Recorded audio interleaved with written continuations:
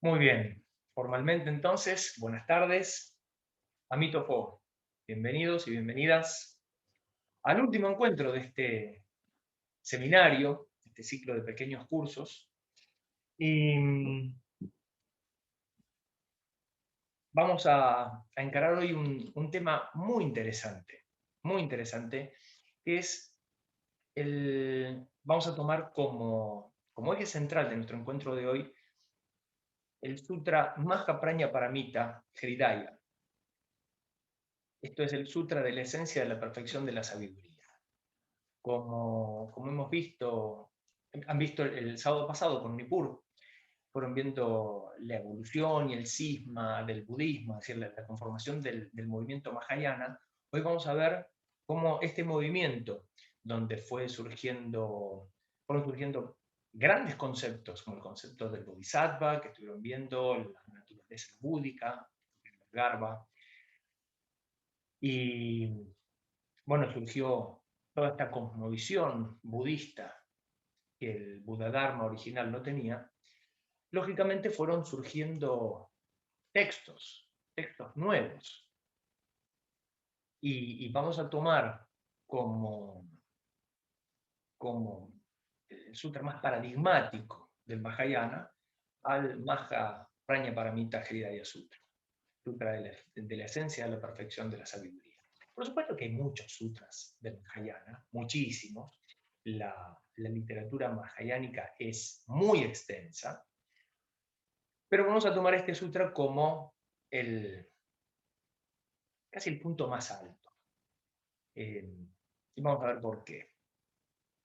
Pero como me gusta empezar siempre, antes de arrancar con el contenido, quisiera saber si alguien tiene alguna pregunta que haya quedado, sea del sábado pasado o de todo lo que venimos viendo hasta acá. Si tienen alguna pregunta que quieran hacer, podemos empezar por ahí. Así que si alguien tiene una pregunta, levanta la mano, abre el micrófono y arrancamos con eso. Sí, más viejo, más viejo. No, no Más del sábado viejo. pasado, sí, ¿Cómo, anterior. cómo era tu nombre, Sifu? Sí, no, ¿sabes qué? Me estaba tratando de acordar. Sí. ¿Cuáles son esas 5 condiciones que dice el budismo que se dan para, para que haya alma? Alma que Los no lo 5 llaman agregados alma. del apego. Eso, Sí. lo que conforma, mientras que esté inalterable, el alma, según el Sí. budismo. ¿Cómo era eso? Los 5 Acá estoy agregados del escribiendo. apego me lo noto porque mi memoria no es muy buena. Acá en el chat les acabo de escribir los 5 skandhas o Sí. 5 agregados del apego. Los 5 agregados. ¿Y cuáles eran ellos? Ahí te lo menciono. Los 5 agregados del apego. Bien, vamos a hacer un mini repaso para aquellos que escuchan la pregunta y no recuerdan bien de qué se trata.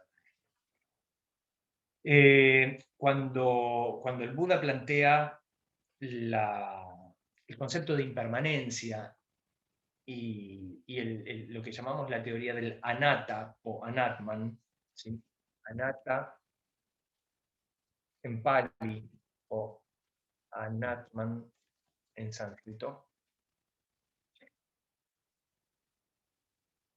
Él lo que dice fundamentalmente es que no existe una esencia individual, permanente e inmutable, y mucho menos una esencia del ser que esté separada del cuerpo físico.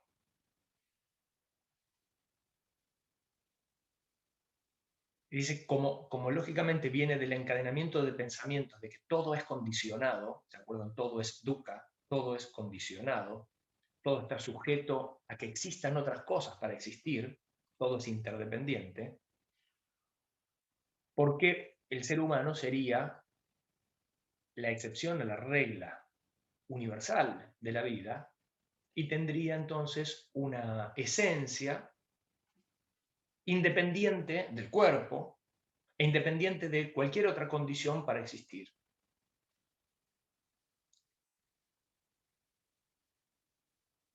Entonces se plantea de dónde viene esta idea y pensemos lo siguiente. Cuando se plantea esto, Siddhartha Gautama, se lo plantea en términos, por supuesto, del idioma que él manejaba, el sánscrito o el pali, ¿sí? Entonces lo hace en términos de ata o atman, ata en pali, atman en sánscrito, y se plantea la existencia del atman. Y atman en sánscrito, y para la cultura brahmánica, significa tanto alma como yo, como sí mismo, uno mismo. Y esto es interesante de remarcar, porque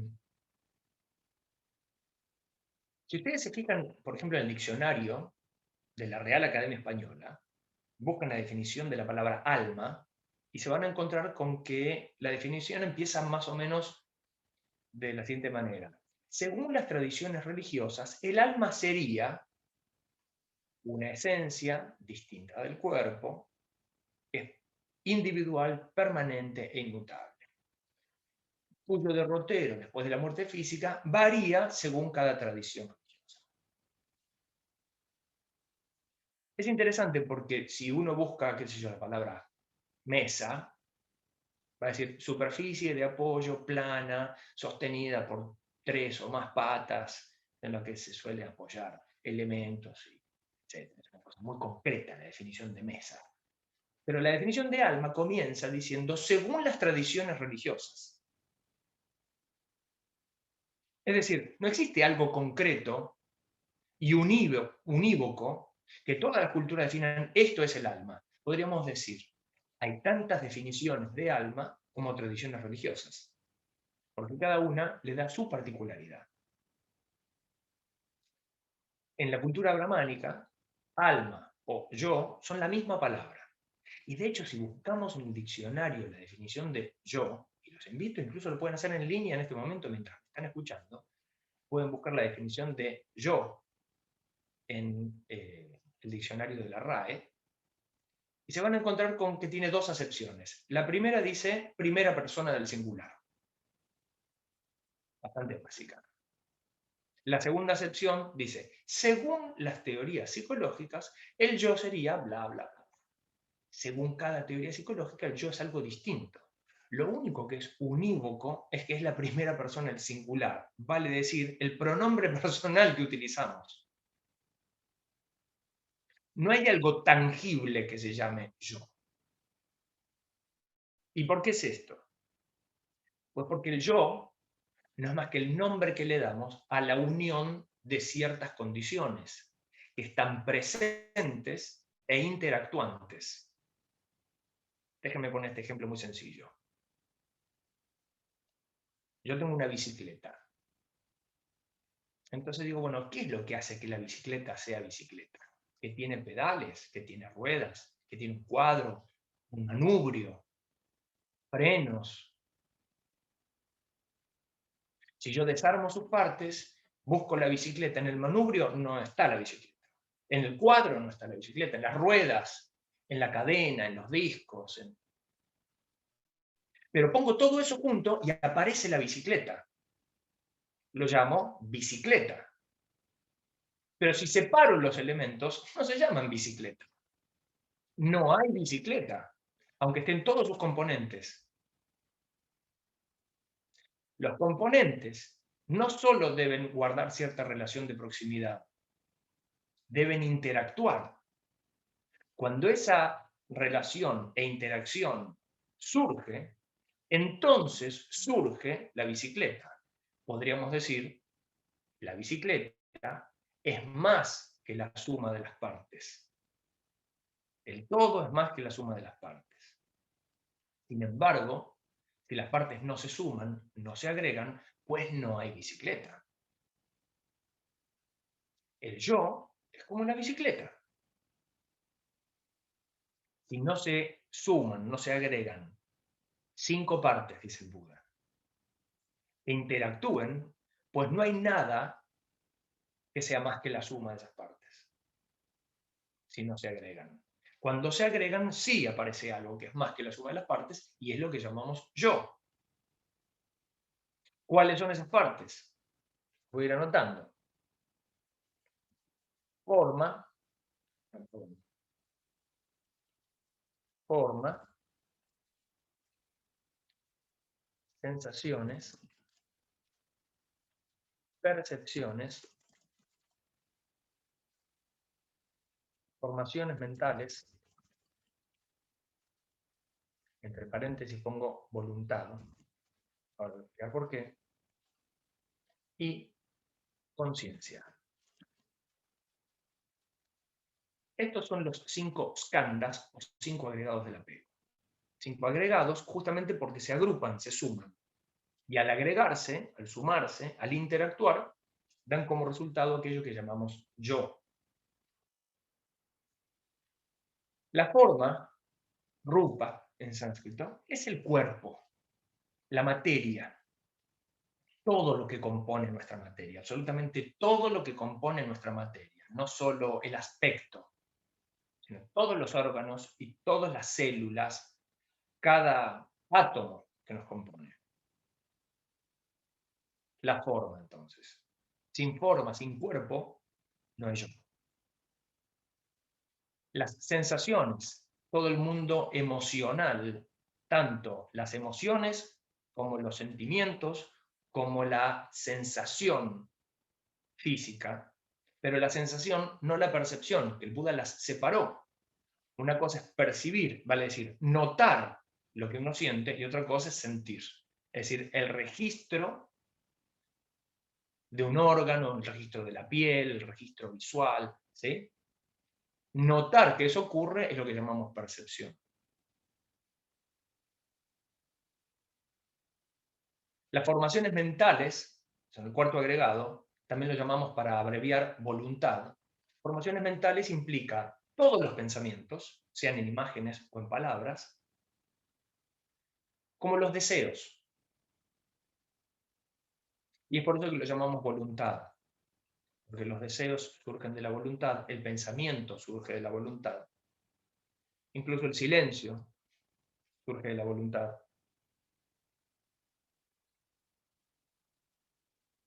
Voluntad no como fuerza de voluntad, sino como deseo, como volición. Y por último, la conciencia, que recordemos que la conciencia, según como la define el Buda, es siempre conciencia de. Vale decir, hablábamos de sensaciones y percepciones, hablábamos del cuerpo, hablamos de los 5 sentidos. Para el budismo los sentidos son 6. Vista, oído, olfato, gusto, tacto y mente. Los sentidos son puntos de contacto entre la interioridad y la exterioridad. Y el Buda decía, la mente también es un punto de contacto, una puerta, un puente entre lo interior y lo exterior. La conciencia es siempre conciencia de. Conciencia de que escucho, conciencia de que huelo, conciencia de que gusto, de que toco, de que veo, o conciencia de que pienso. La conciencia, entonces, es fácil de ver, está absolutamente condicionada por las sensaciones y las percepciones, incluso por las formaciones mentales. Por lo tanto, las formaciones mentales también van a estar condicionadas por la conciencia, por las sensaciones, las percepciones, las experiencias. Uno no puede imaginar algo que no existe.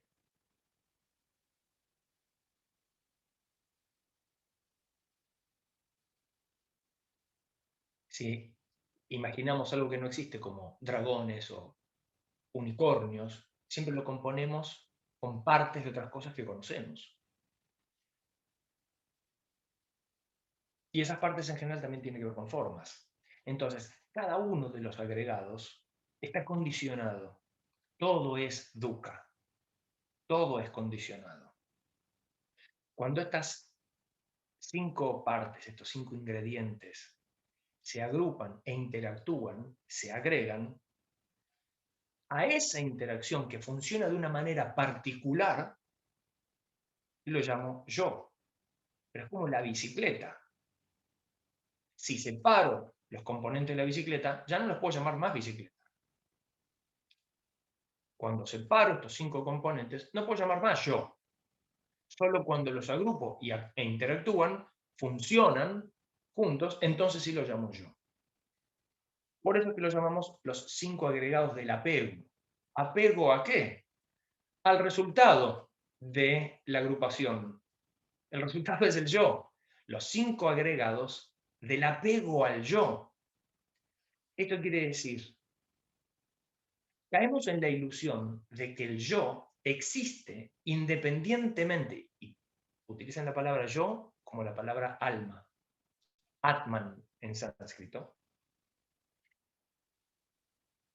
Claro, uno tiene la sensación, y más vale, para ser más justos, uno tiene la ilusión,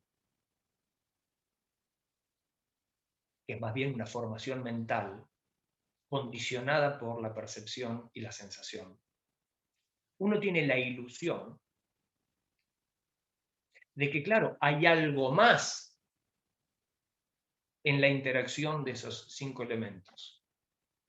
Claro, todo es más que la suma de las partes. Entonces, ese algo más, ¿qué es? Ah, el alma.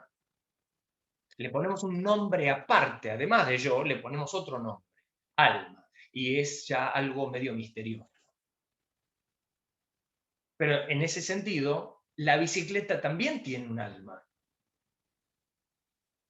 Porque solo hay bicicleta mientras los componentes interactúan.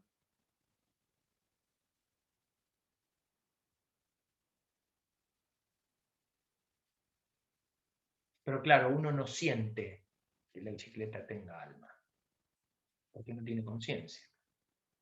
No es consciente ni de su forma, ni de... Pero nosotros sí. Bueno, es uno de los elementos que componen al ser humano. Una vez más, siempre que explico esto, me gusta hacer esta aclaración. Esto es lo que pensó el Buda, no están obligados ni obligadas a pensar de la misma manera. Esto es lo que dice el Buda Dharma. Uno puede ser convencido por esto o no. Ni siquiera el Buda tuvo la intención de convencer a nadie. Simplemente dijo, esto es lo que yo entiendo y lo comparto. Y como dice un bodhisattva mexicano, síganme los buenos. Él simplemente compartió esto y dijo, los que piensen más o menos parecido, bueno, se suben a este bondi, ¿no? Se suman al club. No mucho más. En última instancia, no es más que una teoría más, entre tantas otras que intentan explicar la naturaleza humana. Entonces, es importante entender esto para entender todo el desarrollo filosófico del budismo. Porque tanto el budismo Theravada como el budismo Mahayana comparten este origen. No hay budismo sin este origen. No hay budismo que no parta de las 4 nobles verdades y el noble octuple sendero. Todas las tradiciones budistas comparten esto. Sin esto no puede llamarse budismo. Esto, las 4 nobles verdades, no solo los 5 agregados de la fe, 4 nobles verdades que hemos visto en distintas oportunidades, son la columna vertebral del Dharma budista. Después, cada tradición le va dando diferentes formas, hace un desarrollo más cosmológico, menos cosmológico, toman ciertos textos, toman otros, las formas de práctica van cambiando porque se van nutriendo del acervo cultural de los distintos países a los que el budismo llegaba, etcétera, etcétera. Entonces, por eso hay tantas formas diferentes de practicar el budismo. Hay budismo tibetano, budismo zen, budismo theravada, budismo mahayana, budismo tiantai, budismo tierra pura, etcétera, etcétera, etcétera.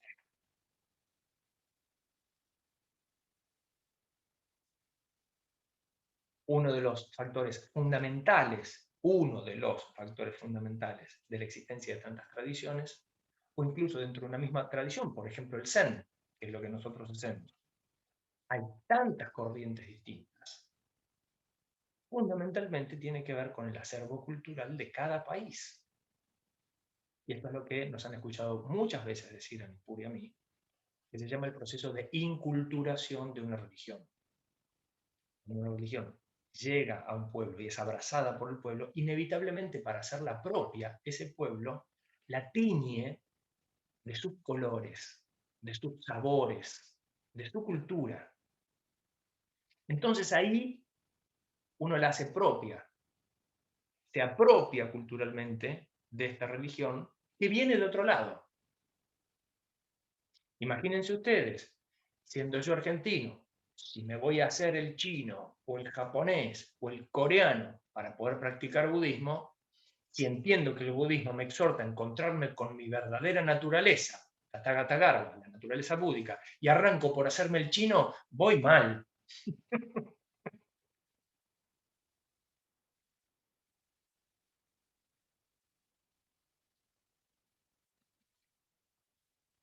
Entonces, bien, las 4 nobles verdades. Sí, Marcelo, puedes abrir el micrófono. Ahí voy, perdón. No, porque justo te quería hacer una consulta con esto de lo que hablabas, bueno, del budismo zen, de cómo entra Lao Tse o Confucio en todo eso. Uy, qué interesante. Perdón, por ahí se nos va mucho, no sé si... No, está bien, voy a hacer una pequeña viñeta. Confucio entra por la ventana, Lao Tse entra por la puerta.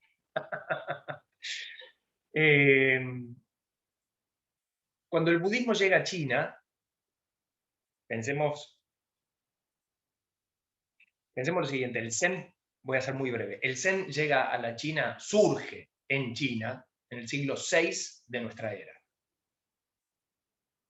Con la llegada de un monje indio llamado Bodhidharma, llega hasta el monasterio de Shaolin, en la provincia de Henan, en las montañas Songshan, y trae consigo un par de textos prañaparamíticos, que son de la familia del sutra que vamos a ver hoy, y lleva consigo la práctica de la meditación.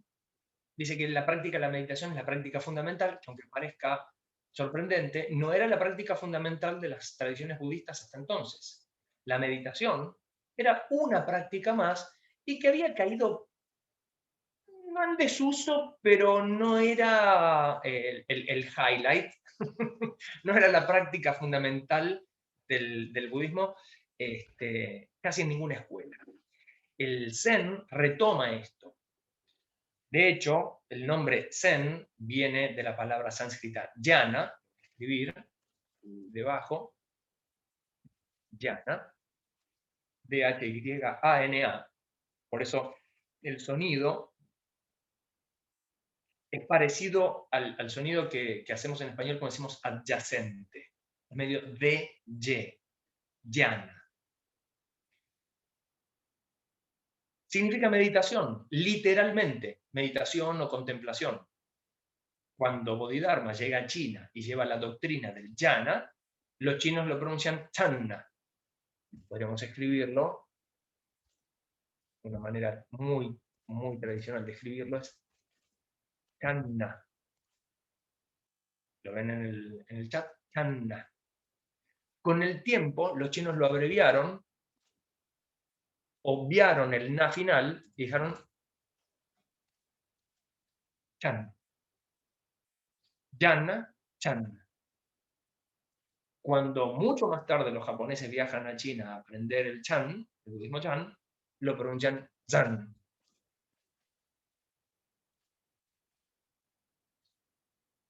Los europeos, mucho más tarde, aprenden el Zan japonés y lo pronuncian Zen.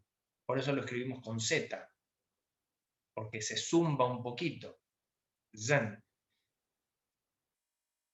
Y los latinos le decimos Zen. Vamos a escribirlo con S, con C. No es más que una derivación fonética de la palabra jhana, que significa meditación. O sea, budismo zen no es otra cosa que el budismo meditación, o la meditación budista. Por eso incluso muchas personas, incluso muchos maestros zen, sostienen que el zen no es una religión, sino una práctica. Concepto en el cual no estamos todos de acuerdo.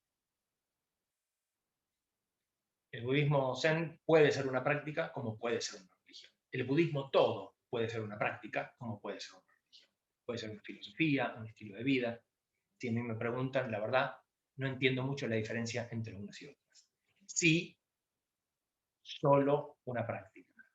Yo recomiendo fuertemente no tomarlo solamente como una práctica, la meditación solamente como una práctica, porque las prácticas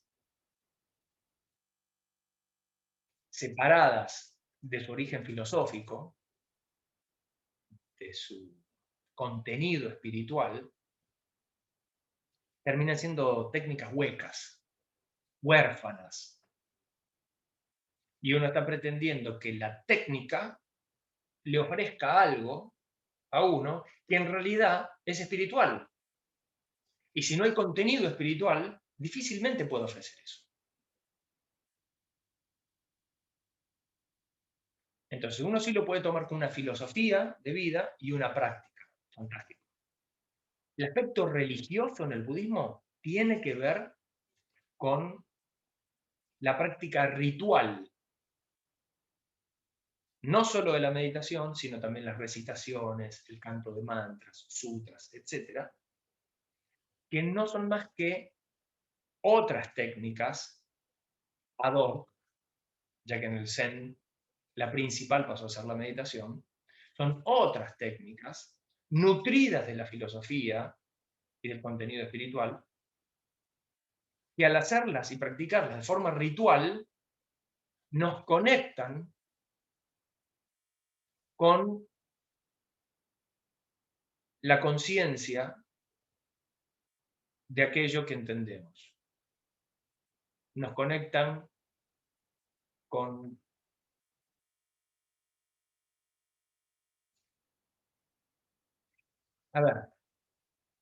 el desarrollo performativo de la práctica, es decir, poner el cuerpo en la práctica, hace que se unan el cuerpo y lo entendido, el Dharma. Entonces no queda meramente en un desarrollo intelectual, sino que pasa al cuerpo.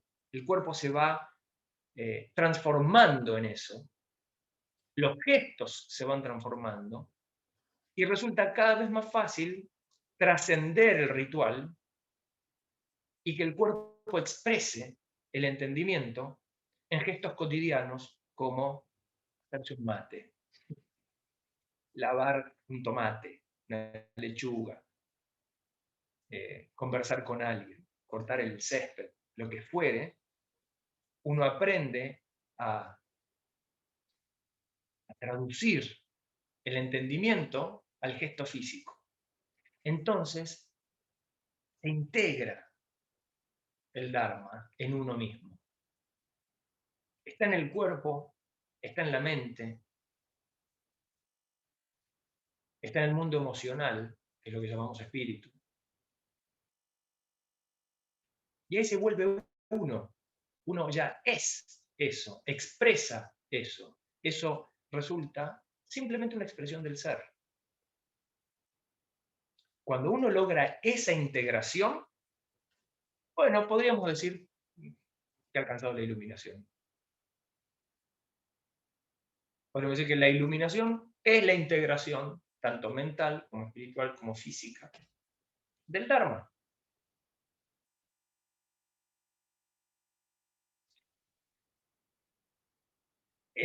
Lao Tse, perdón, me fui un poquito.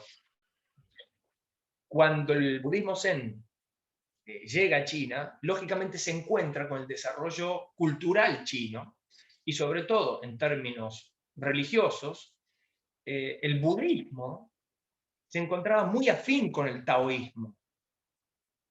El taoísmo surge fundamentalmente de la escritura del Tao Te Ching, que es el texto canónico del taoísmo, atribuido a Lao Tse, surge en el siglo V a.C.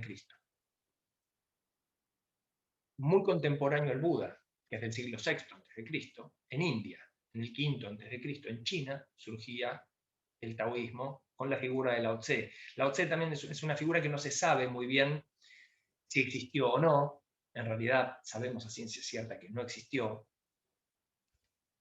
Lao Tse suele escribirse así, es la manera académicamente más afortunada. Lao Tse. Ese Tse es una manera académica de escribir sí. Se escriben si, fu, sifu. Ese sí es lo mismo que el tse, maestro. Si ustedes escuchan a un chino decir sifu, van a escuchar más bien zifu. Es una vocal muda. Fu también es maestro. Son dos caracteres distintos para la palabra maestro. Por eso se lo suele traducir como maestro en su arte o maestro de maestros. Lao es antiguo, viejo. Lao Tse era el viejo maestro. Es un personaje que idealmente integra todo el conocimiento del taoísmo. Cuando el budismo indio llega a China, se encuentra con el taoísmo y eran muy afines, eran muy parecidos, se encontraban en muchos puntos. Así que inevitablemente empieza a haber un encuentro, un sincretismo de ambas filosofías. En gran parte también Confucio, de la misma época, Confucio, que entre paréntesis, Confucio, es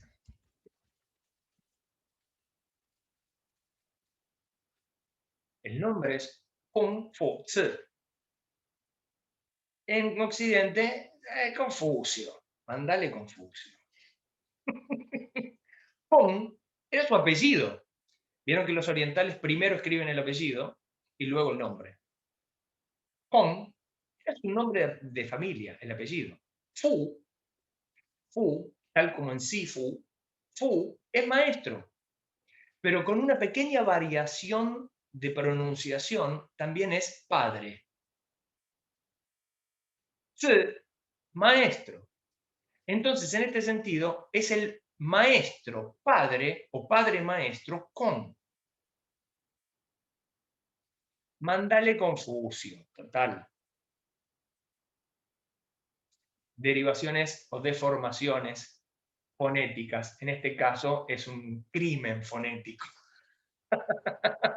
No una deformación.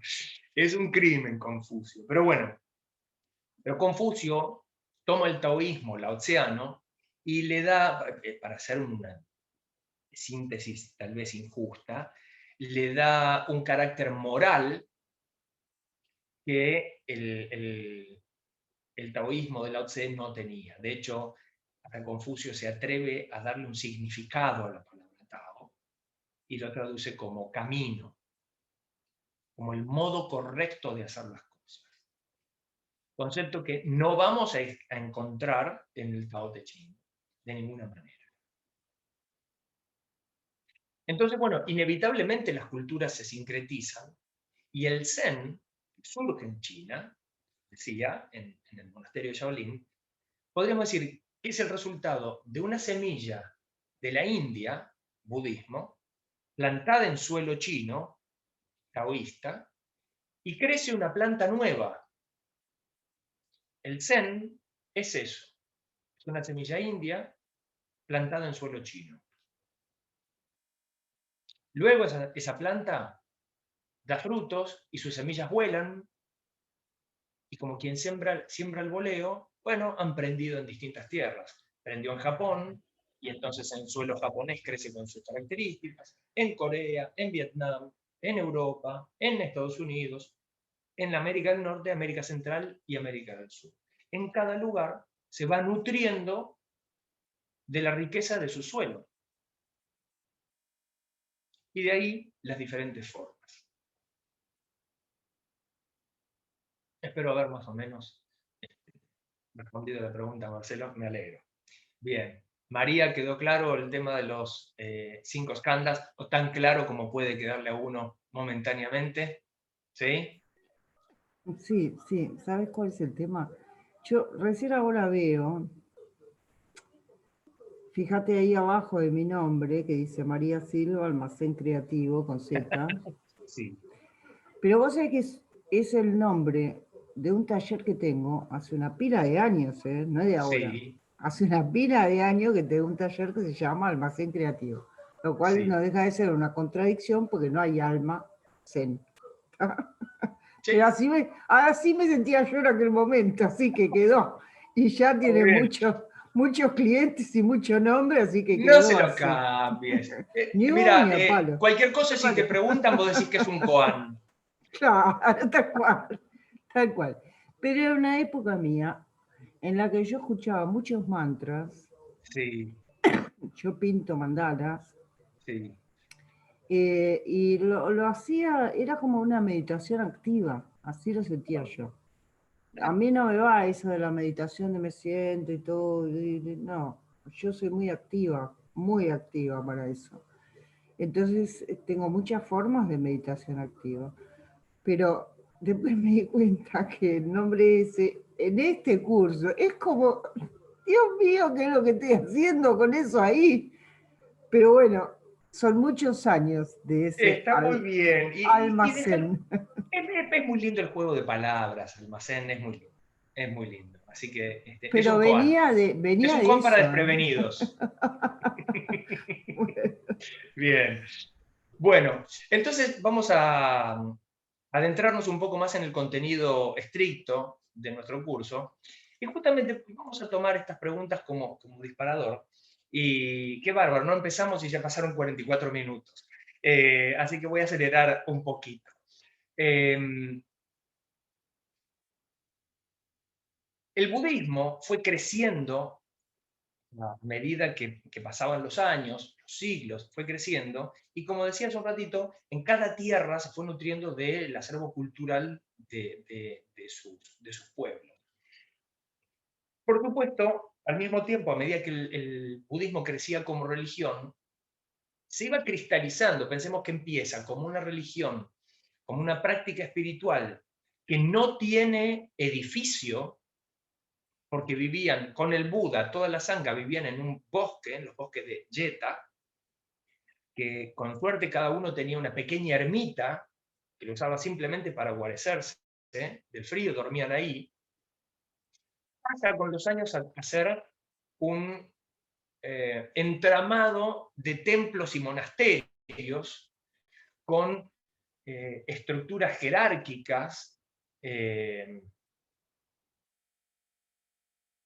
con designaciones de roles, etcétera, etcétera, etcétera. Es decir, pasa de ser un grupo de gente que simplemente convivía en un lugar muy sencillo, muy austero, practicando el Dharma, pasa a ser una red inmensa, pasa a ser la religión oficial de toda la India, y se empiezan a crear templos y monasterios por todos lados. Por cierto, monasterios donde viven monjes o monjas, y un templo tal vez pueda vivir uno o dos, pero es más bien abierto a la comunidad.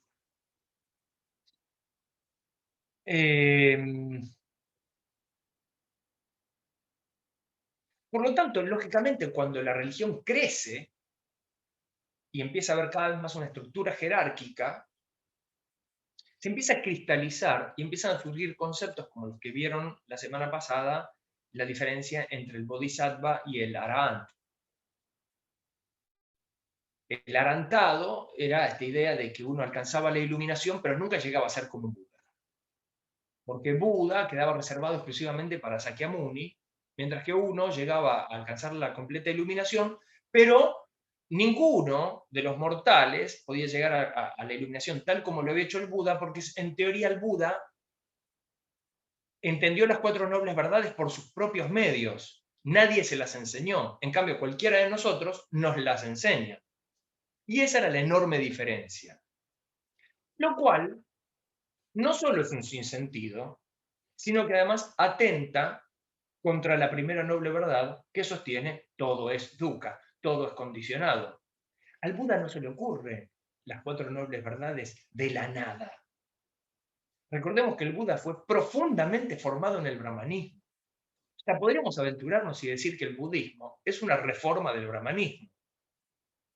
O sea, él estaba condicionado por su manera de entender. Él plantea la teoría de la inexistencia del alma y la llama anatta, ¿sí? O anatman.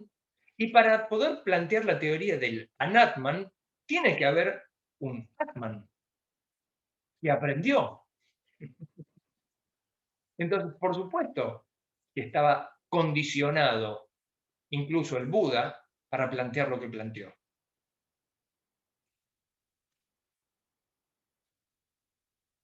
Así que, desde mi punto de vista, es ridículo pensar que alcanza la iluminación por obra y gracia de algún misterio, cosa que, por cierto, él jamás dijo.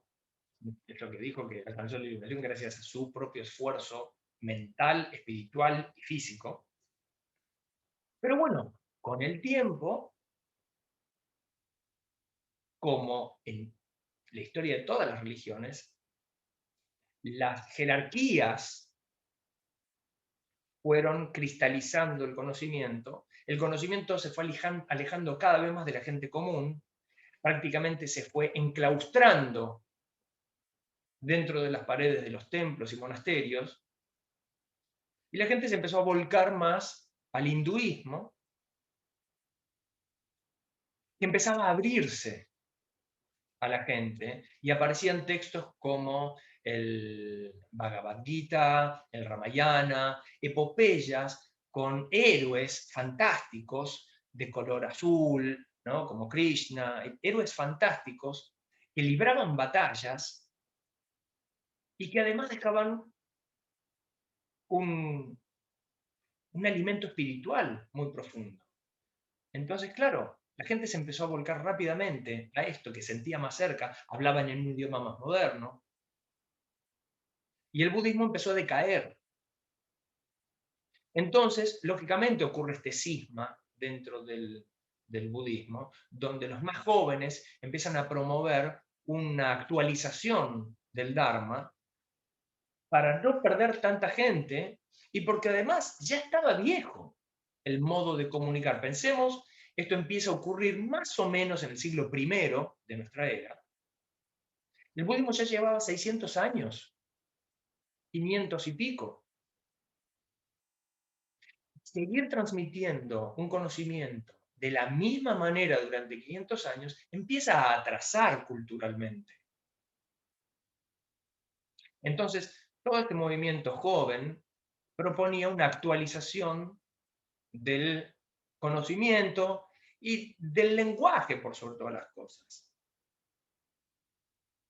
Y por supuesto, los viejos carcamanes de las jerarquías eclesiásticas no tenían ningún interés de que eso ocurra, ¿no? Como tantos curas y sacerdotes conocemos que se rasgaban las vestiduras cuando las misas dejaron de darse en latín, ¿verdad? Los curas antiguamente daban la misa de espaldas a la gente. Bueno, cuando estas cosas tienen que ir cambiando inevitablemente, porque si no la gente se siente cada vez más lejos de las prácticas religiosas, se siente más lejos de su Dios, se siente más lejos de su espiritualidad. Entonces el Mahayana surge como un movimiento, lógicamente, no como una escuela, sino como un movimiento, y empieza a promover pensadores, y esos pensadores empiezan a promover textos. Distintos pensadores empiezan a escribir textos, y claro, es muy revolucionario el concepto. Los textos son sutras. Los sutras, hasta entonces, eran exclusivamente discursos del Buda Sakyamuni, Siddhartha Gautama. Escribir nuevos textos implicaba un conocimiento que no venía de Sakyamuni Buda. Por lo tanto, ¿qué legitimidad tendrían? ¿Se entiende esto que estoy diciendo? Sin embargo, ¿cómo podemos actualizar el lenguaje budista si no reescribimos los textos. Entonces lo que vieron es un formato. Los primeros sutras del Mahayana surgen anónimamente bajo el pretexto de son sutras pronunciados por el Buda que se habían perdido en algún momento de la historia y se reencontraron. Donde el Buda acá hablaba de manera muy distinta a la que hablaba antes. En un modo muy metafórico, donde, por ejemplo, antes de hablar, una luz irradiaba de su tercer ojo, del centro de su frente, iluminando a todos los allí presentes, e iluminaba cientos de miles de kalpas en todo el universo, y abría su boca, y una lengua gigante llegaba a todo el trichiliocosmos. Y uno dice, ¡oh! Tremenda lengua tenía ese muchacho. Bueno, por supuesto que es una metáfora. Implica que su discurso, el Dharma, sus palabras, llegan hasta los confines del universo. Pero es un modo totalmente distinto al de los sutras más antiguos. Es un modo de decir las cosas muy moderno, muy apropiado, muy sincrónico con el pensamiento de la época. Pensemos en el Ramayana o el Bhagavad Gita, donde Krishna, un ser azul, formaba parte de una guerra entre dos bandos de una misma familia.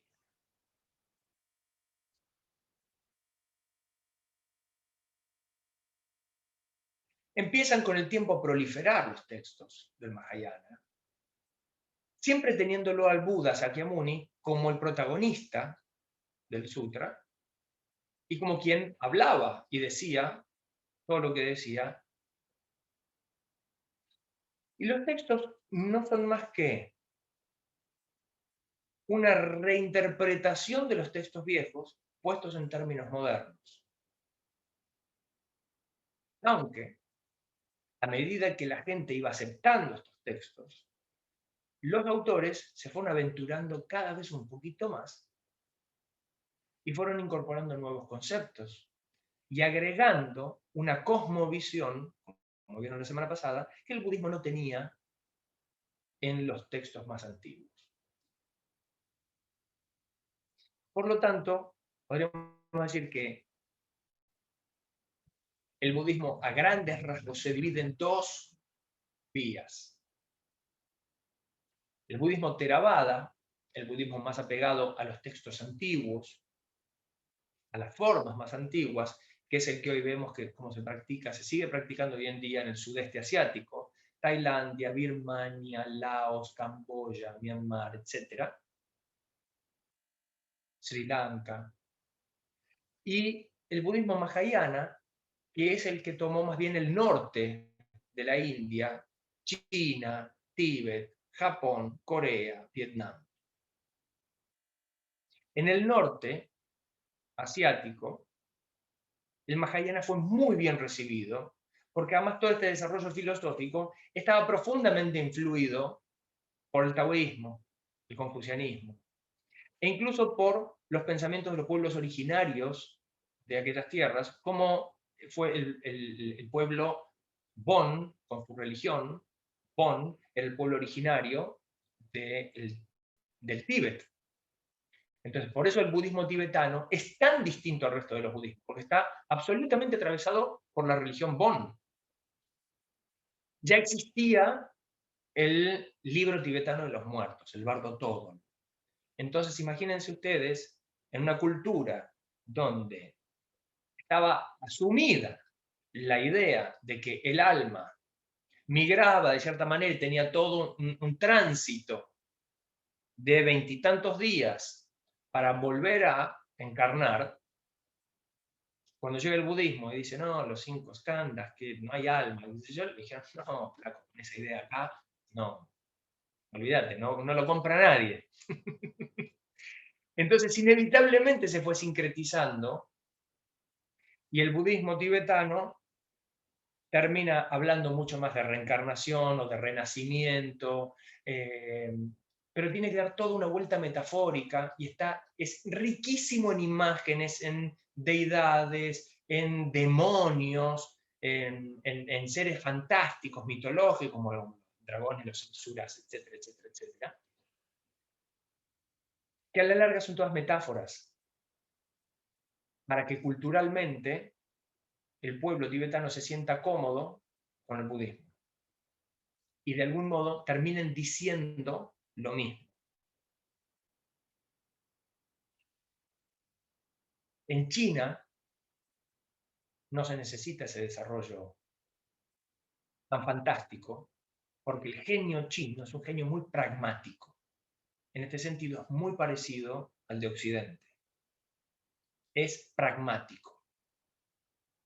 No le interesa tanto la categorización de la categorización y la cosita como los indios, sino está todo muy bien, todo muy lindo. ¿Para qué me sirve? Y por eso el Zen particularmente creció tanto en China, porque es profundamente pragmático. Sí, María. Lo consulté incluso con Nippur la semana pasada. Sí. Eso que vos decís del budismo que cree en, no sé, en reencarnaciones y todo. Yo escucho mucho audio, mucho podcast, mucha cosa. Y me enganché uno de una escuela,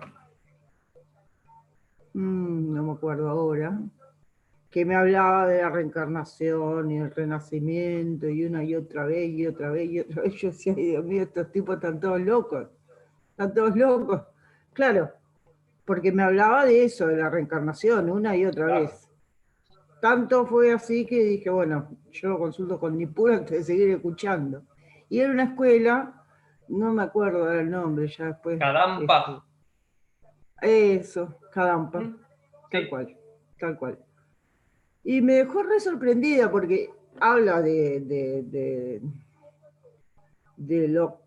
sendero de los óctuples, no sé. Sí.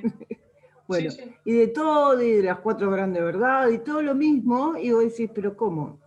Es el mismo concepto, pero absolutamente distinto. Sí. Sí, la forma. Yo les recomiendo para... En primer lugar, me gusta mucho recomendar que no me crean. ¿Sí? No me crean. Investiguen. Tomen lo que yo les digo e investiguen. ¿Y qué mejor referente del budismo tibetano que el Dalai Lama? Vean en YouTube, una herramienta sencilla, vean en YouTube las diferentes conferencias del Dalai Lama en Occidente, las conferencias del Dalai Lama en Occidente, y van a ver que es muy difícil encontrar que el Dalai Lama se enrosque con la idea del renacimiento o la reencarnación. Y de hecho, cuando le piden que hable de eso, en general ríe bastante, es un tipo muy gracioso, tiene un gran sentido del humor, es muy dulce, y suele decir, son metáforas, no se queden en eso.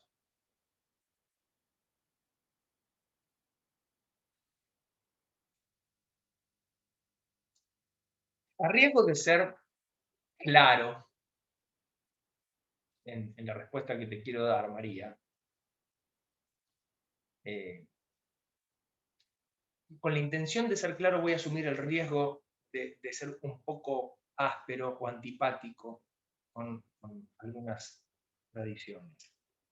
Espero puedan entender que es un medio hábil que voy a utilizar para ser claro en la respuesta que estoy buscando y no una intención de ser antipático con otras tradiciones.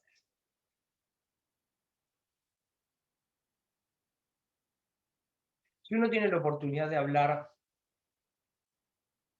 de cristianismo con monjes de clausura, va a encontrar que dice cosas muy diferentes a las que dice el cura de la parroquia del barrio. El cura de la parroquia dice lo que le enseñaron, dice lo que cree, en el mejor de los casos, y está formado para explicar el cristianismo a la gente del barrio. El monje de clausura dedica su vida al estudio académico profundo de la tradición cristiana. Lamentablemente, tradiciones como la cristiana, la católica particularmente, han reservado el conocimiento profundo para los académicos y desde mi punto de vista han subestimado al pueblo contándole una versión simplificada.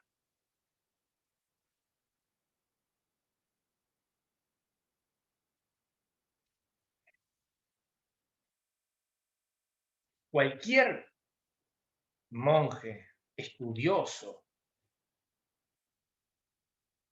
del cristianismo, del judaísmo, incluso del islam, de las religiones abrámicas, te van a decir, por ejemplo, que la historia de Adán y Eva, está en el Génesis, o en el Corán, la historia de Adán y Eva, es profundamente metafórica. No es que existieron esas personas en un Edén. Es una metáfora explicativa. Hasta incluso la virginidad de María es una metáfora. Pero esto yo, que me dedico al diálogo interreligioso, lo he hablado con muchos monjes cristianos. Y ellos mismos me han dicho, en estos términos, lo que pasa es que los curas, o como me han dicho ellos, los curitas, le cuentan el cuento a la gente. El cuento que está contado literalmente en la Biblia.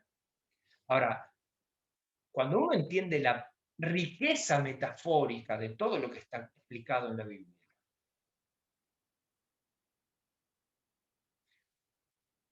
entiende la profundidad espiritual de todos los conceptos.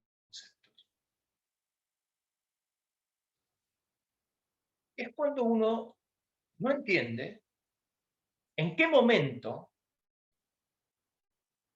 se tomó una verdad espiritual por verdad histórica. Porque no deja de ser una verdad los relatos bíblicos, pero son una verdad espiritual, no una verdad histórica. Cuando lo queremos tomar como una verdad histórica, y es muy difícil de creer. Una vez más, eran medios hábiles que se utilizaron para hablar de una manera, en una cultura, en un momento histórico, que era esperable que se digan las cosas de ese modo. Hoy uno lee el Buda sentado en un trono de oro, bajo una estupa, flotando sobre una nube, sentado rodeado de pieles de antílope y de león. De su tercer ojo mana una luz violeta que llega a inundar el trichiliocosmos. Abre la boca y sale una lengua. Vos decís, ¿qué fumó este muchacho? ¿Quién escribió esto? Nadie puede creer la literalidad del discurso de un sutra. Que de verdad el Buda abrió la boca y salió una lengua que tenía enrollada y llegó hasta, no sé, no puede llegar ni a 2 cuadras la lengua. Es ridículo. Es claro que es un lenguaje espiritual, es una verdad espiritual. No nos están mintiendo en el texto. es una verdad espiritual, metafórica, coánica, porque lo profundo expresado en esa metáfora no se puede decir, no hay palabras para decir eso. Entonces las metáforas nos dan a entender, invitan a la intuición. Si uno entiende la Biblia, el Corán, la Torá de esta manera, es hermosísimo.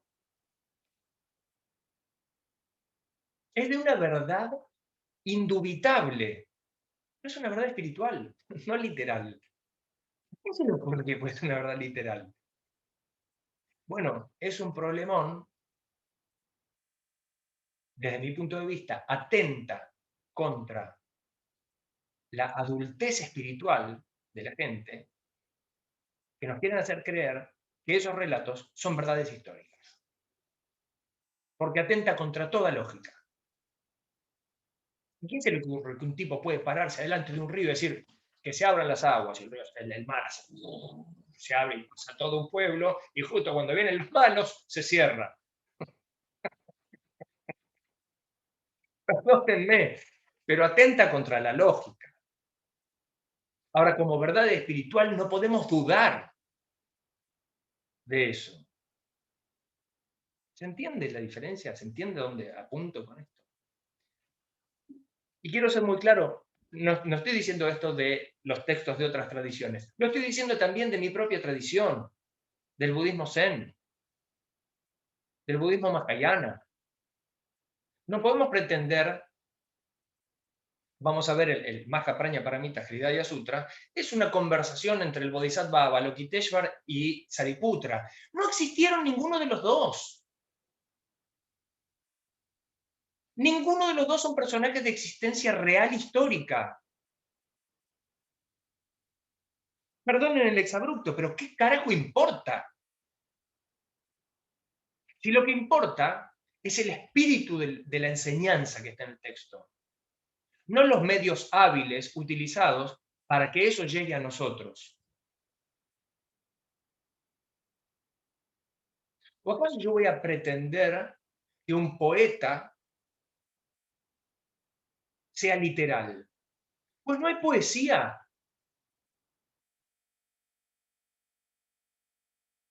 Imaginen ustedes que Neruda le dice a la mujer: gorda, callate que no te aguanto cuando te pones a parlotear. No, ¿qué dice Neruda? Me gustas cuando callas porque estás como ausente. Bien, Pablito, gracias. ¿No? Y uno dice, qué hermoso lo que dijo Neruda. No, la mandó a callar a la señora.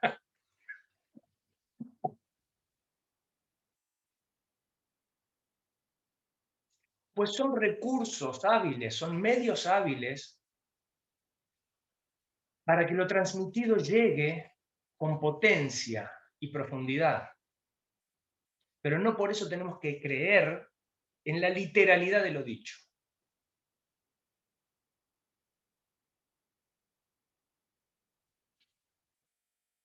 ¿Alguna duda respecto de esto?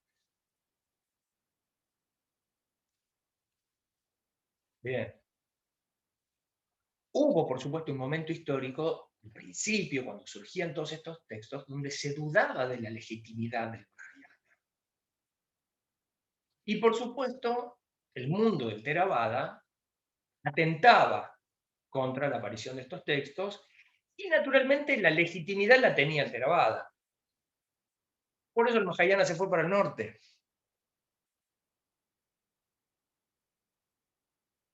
Donde se encuentra con pensamientos, como el taoísmo, que no exigen este tipo de cosas.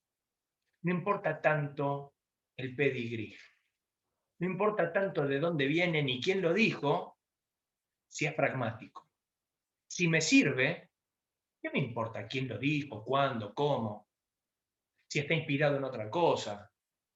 ¿Me sirve? Entonces es bueno. Entonces, por supuesto que el Mahayana floreció en el norte de la India, China, Tíbet. más tarde Japón, Corea, etc. Por el pensamiento pragmático de estas culturas, que no estaban tan apegados a la tradición histórica.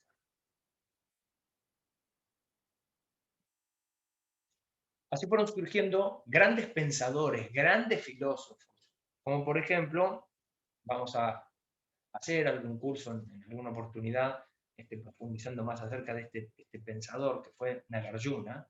Nagarjuna fue, por el Mahayana, es considerado el segundo gran Buda de la historia. Nagarjuna, un pensador tremendo, sin igual. Yo diría que los conceptos más importantes del Mahayana se los debemos a Nagarjuna. Empiezan a surgir, entre otros textos, varios grupos de sutras que en sus títulos terminan con la palabra Prajnaparamita. Lo voy a escribir.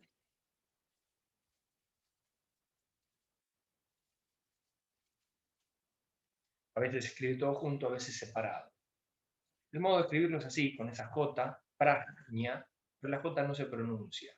Hay quienes, según las zonas geográficas, lo pronuncian Prajna, Paramita, o simplemente Prajna, ya que también en Pali se escribe Paña, simplemente.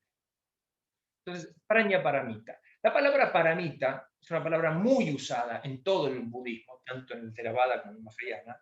Paramita literalmente significa la otra orilla. Y remite esta imagen de cruzar a la otra orilla. ¿Se acuerdan que el Buda hablaba permanentemente de que el Dharma es una balsa que nos cruza de la orilla de la ignorancia a la orilla de la iluminación? Paramita significa la otra orilla. Desembarcado en la otra orilla, cruzado a la orilla de la iluminación. Y en el contexto budista, entonces, se le da el significado de perfección. Paramita es perfección, porque al haber alcanzado la orilla de la iluminación, uno se perfecciona a sí mismo, perfecciona su conciencia, etc. Entonces, es comúnmente traducida como perfección. Prajna es la sabiduría. Y en el contexto budista, la sabiduría es siempre intuitiva, es de naturaleza intuitiva, cargada del conocimiento. Podríamos decir que la unión de conocimiento e intuición es prajna, es la sabiduría. A diferencia del concepto de sabiduría griego, donde la sabiduría es inalcanzable porque es la acumulación de todo el conocimiento existente o por existir. Un filósofo persigue la sabiduría sabiendo que no la va a alcanzar jamás. Por eso, filósofo, filosofía es el amor al conocimiento. En el mundo budista, la sabiduría tiene otro significado. No se trata de una acumulación de conocimiento, sino de la naturaleza búdica. Cuando uno entra en contacto con prajna, con naturaleza intuitiva, puede intuir la verdad última de las cosas, la realidad detrás de la interpretación, la naturaleza original de las cosas. Aunque no se pueda decir, porque cuando uno ya lo pone en palabras, ya no es eso. Entonces, fíjense qué interesante y qué concordante con lo que venimos hablando. Las metáforas, los modos de decir, todas estas verdades espirituales expresadas metafóricamente, apuntan a prajna, apuntan a esta naturaleza intuitiva, a esta sabiduría intuitiva que existe en cada uno de nosotros, nosotras, para poder captar la realidad última de manera directa.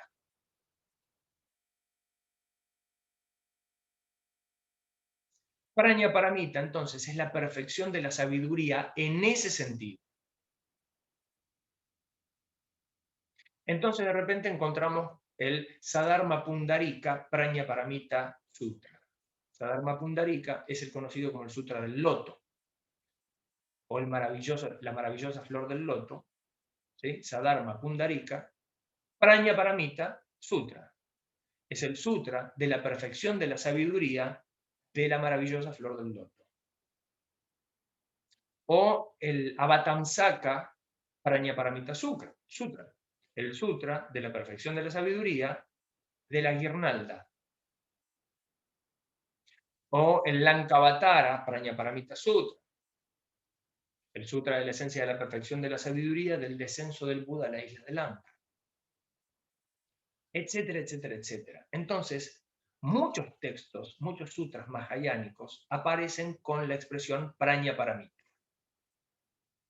¿Vamos bien hasta acá? Hagan un gestito de idea, un sí, una duda, maravilloso. Bien. Es bueno saber cada tanto que no se congeló el Zoom y yo estoy hablando solo. Muy bien. Entonces, todos estos textos, todos estos sutras, atribuidos al Buda Sakyamuni, pero después ya, cuando el Mahayana gozó de la aceptación popular, ya no necesitaban decir que en realidad fueron sutras perdidos a lo largo de la historia y encontrados más tarde, sino que ya todos daban por sentado de que eran nuevos sutras. Las autorías de todos son anónimos.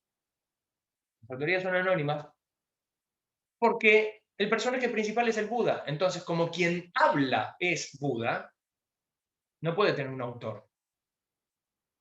Sin embargo, todos sabemos que fueron escritos por otras personas, atribuidos a Sakyamuni,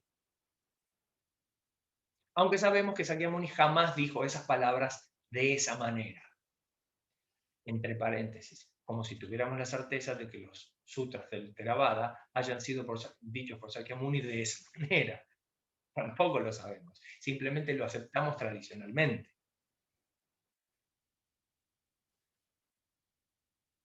Por lo tanto, todos estos sutras componen un grupo de sutras llamado la literatura prajnaparamítica. Porque hay muchos textos del Mahayana que no son prajnaparamíticos. Tal vez los más trascendentes y los que más éxito tuvieron a lo largo de toda la historia son los prajnaparamíticos. El sutra que vamos a ver ahora se llama Maha Prajnaparamita Hridaya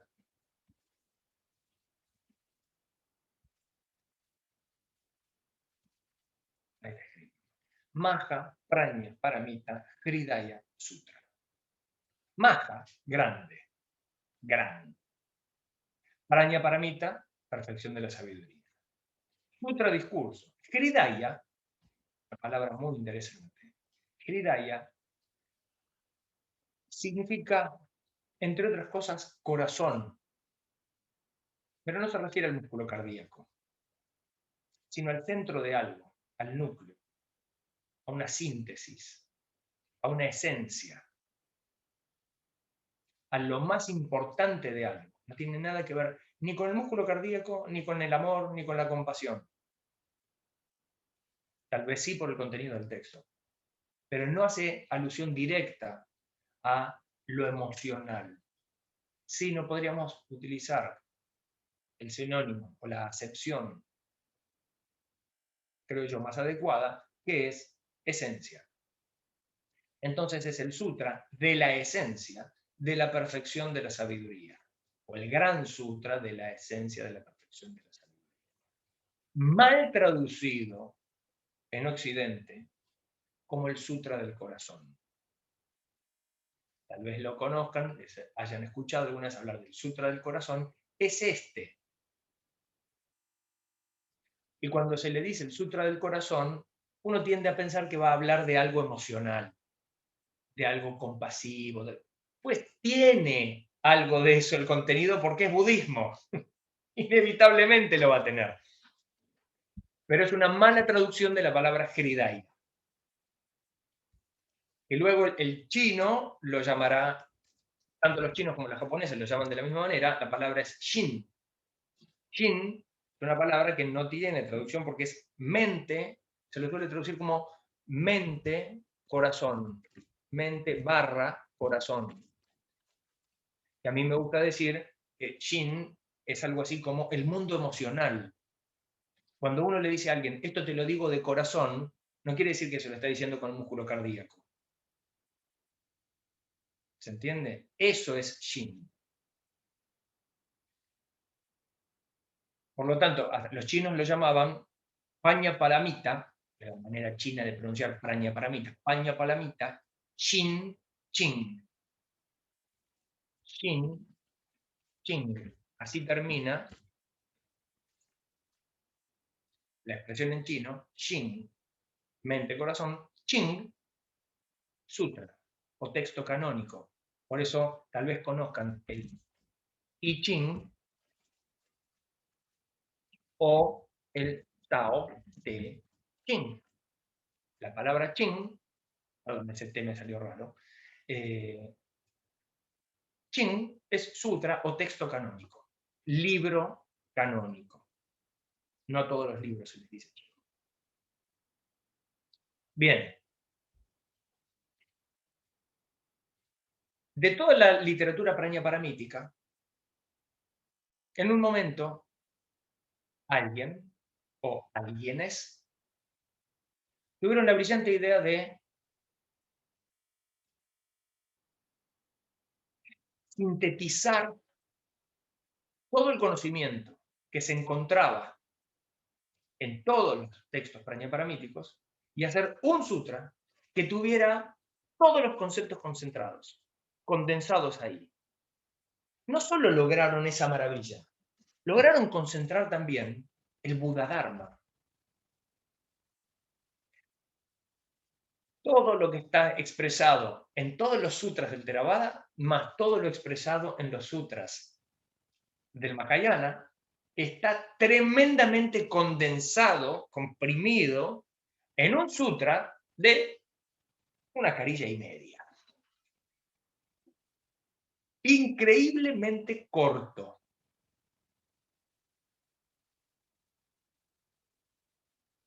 A los chinos les encantó. Pragmáticos como son, claro, cuando uno empieza a desmenuzar todo el contenido, pues inevitablemente tiene que ir a estudiar toda la historia del budismo. Todos los textos. Pero como herramienta de práctica, es muy poderosa, porque recitar o cantar el Mahaprajna Paramita Hridaya Sutra hace que uno esté recitando o cantando todos los conceptos fundamentales del budismo. Cuando uno ya ha estudiado y ha pasado por todos esos conceptos, de golpe se encuentra con este texto y los pone a todos juntos de un modo profundamente coherente. Claro, a ojos de alguien que no tiene esa experiencia, pues poco va a entender. Pero quien conoce ya todos los otros textos, lo ha estudiado en profundidad y se encuentra con esta maravilla, dice, ¿cómo pusieron todo esto junto y así? ¡Qué bárbaro! Entonces, si bien el Zen es una escuela del budismo que no tiene oficialmente ningún sutra, ningún texto considerado como el principal, sí, me atrevería a decir, todas las escuelas del Zen utilizan este texto como una práctica central. La recitación, el canto, lo que sea, cada uno en su forma, lo tienen como una de las prácticas principales. Después del Zazen, que es la práctica más importante.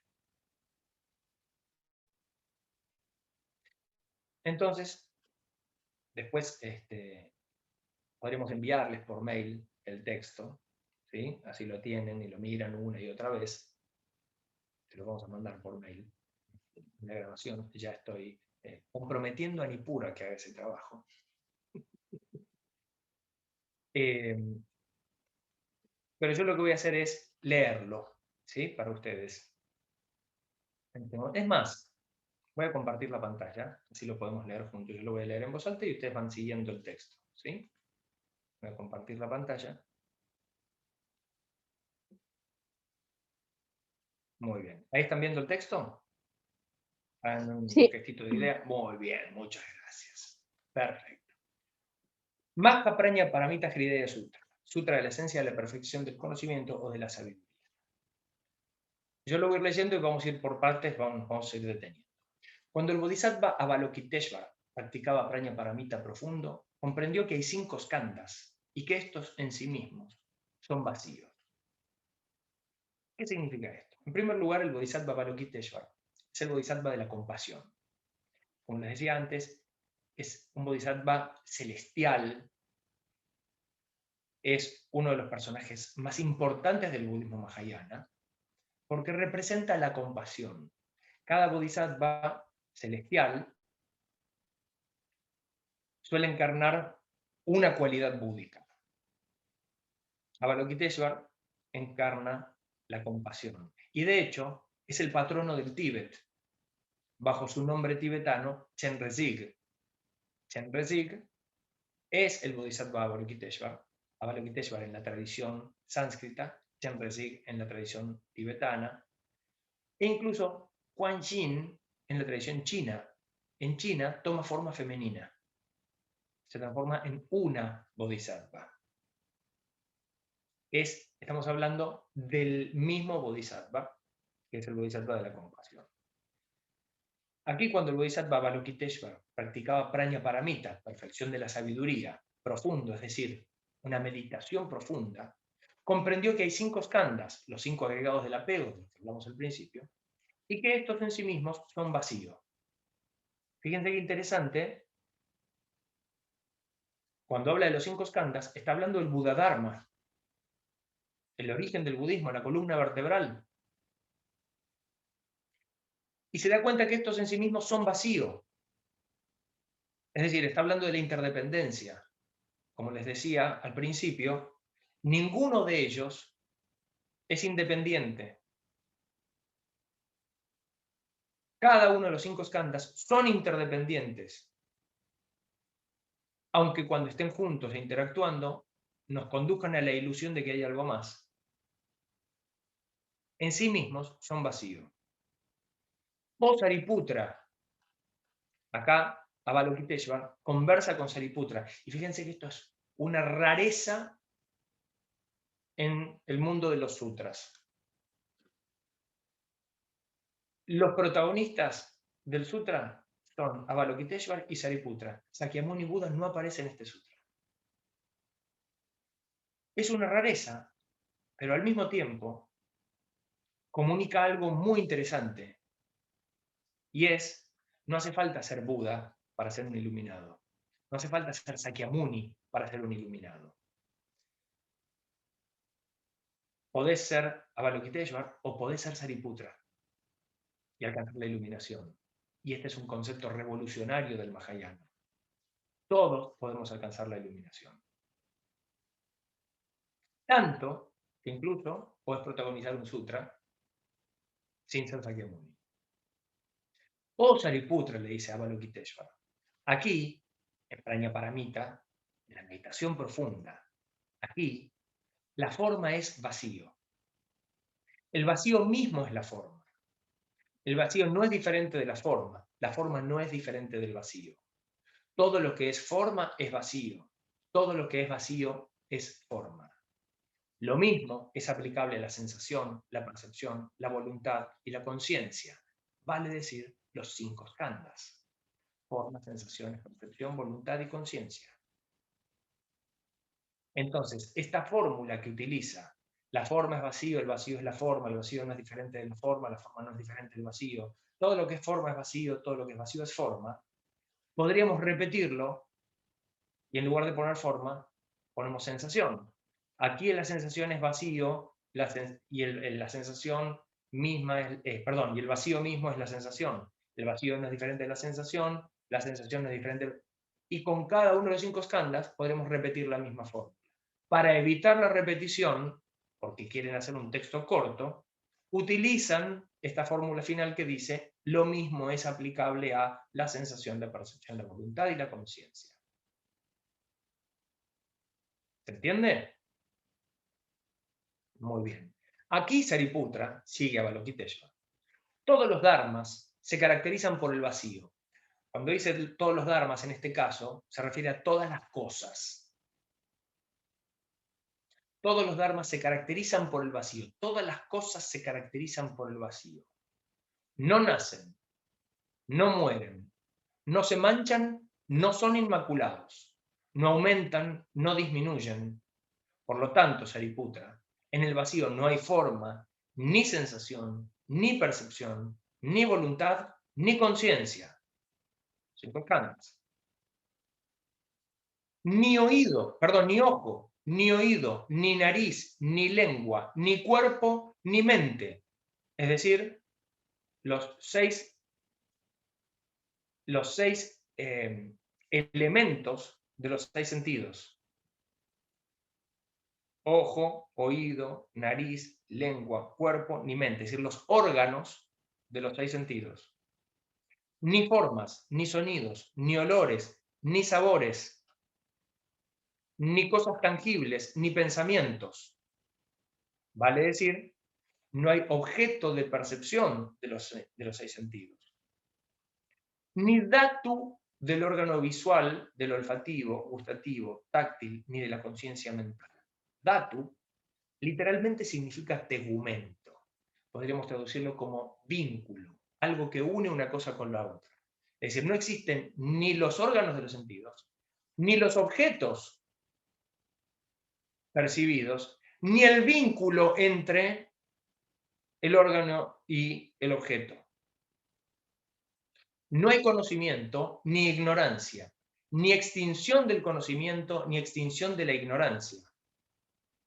Hasta llegar a que no hay ni vejez, ni muerte, ni extinción de la vejez, ni extinción de la muerte. Esto es una compactación de lo que el Buda, en el Buda Dharma, explica como los 12 eslabones de la generación condicionada. Cuando él explica la interdependencia, él lo explica a través de la cadena de la generación condicionada, Praticca Samuppada, que tiene 12 eslabones. Comienza con el conocimiento y la ignorancia y termina con la muerte, la vejez y la muerte.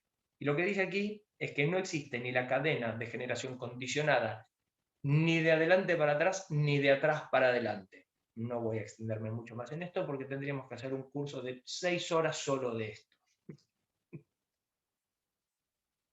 No hay sufrimiento, ni origen, ni cesación, ni camino. Es decir, en Prajnaparamita no hay las 4 nobles verdades. Dukkha, el origen de dukkha, la cesación de dukkha, ni el noble octuple camino que conduce a la cesación de dukkha. En Prajnaparamita no hay cognición, no hay conocimiento.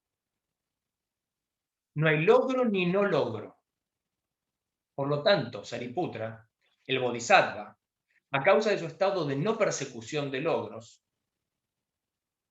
muy interesante, a causa de su estado de no persecución de logros, y tomando la pregunta al principio de Marcelo, cómo se relaciona con el taoísmo, esto es el Wu Wei del taoísmo, la no persecución de logros, la no acción, obrar sin espíritu de provecho. El Bodhisattva, a causa de su estado de no persecución de logros, y habiéndose confiado a la perfección de la sabiduría, Prajnaparamita, vive sin pensamientos que lo envuelvan. Al no estar envuelto en pensamientos, no tiene miedo. Y superando toda preocupación, alcanza al final el nirvana. Es decir, no teme, no se preocupa, no se pone ansioso. Todos los que aparecen como Budas, en los 3 tiempos, pasado, presente y futuro, porque se han confiado a Prajnaparamita, la perfección de la sabiduría, despiertan por completo a la excelsa, verdadera y perfecta iluminación. Por esta razón, ha de conocerse este gran mantra, el mantra de la gran sabiduría, este mantra supremo, este mantra igual a lo inigualable, que alivia todo sufrimiento. Este mantra proclamado en el Prajnaparamita y que dice así: Gate, gate, para samgate, bodhisvaha. Cruza, cruza a la otra orilla, cruza, cruza, cruza a la otra orilla. Desembarca en la otra orilla y alcanza la iluminación. Ahí termina el sutra. Y termina con otra rareza. Es el único texto prajnaparamítico que termina con un mantra. Gate, gate, para samgate, bodhisvaha. Cruza, cruza, cruza a la otra orilla. Desembarca en la otra orilla, alcanza la iluminación.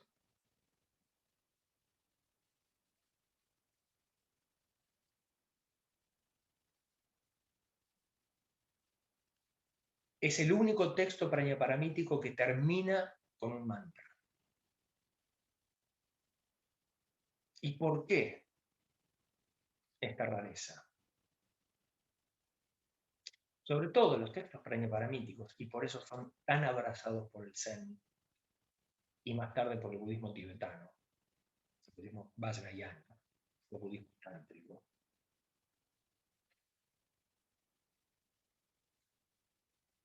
No son muy dados al pensamiento mágico. En general, los mantras, durante un tiempo, estuvieron más bien asociados a escuelas del budismo que conferían a los mantras ciertos poderes para sanar, para resolver algún problema, para distintas cosas. Tenían distintos mantras, como si fueran fórmulas mágicas que al recitarlas uno se le resolvía. Los textos prajnaparamíticos no estimulaban estas ideas, y por eso es raro que termine con un mantra, pero este mantra particularmente no invoca a nadie, no invoca a ningún poder, a ninguna deidad que interceda por nosotros para hacernos más fáciles las cosas. Este mantra no es más que un mecanismo de repetición que estimula la conciencia. Cruza, cruza, y en realidad la traducción literal de gate es ido o cruzado. Es tiempo pasado. Ido, ido, ido a la otra orilla, cruzado a la otra orilla, desembarcado en la otra orilla. Y bodhisvaha, bodhi es iluminación, y svaha es una expresión de alabanza, de alegría, como decir aleluya. No tiene una traducción literal, svaha o soha, según cómo se lo pronuncie.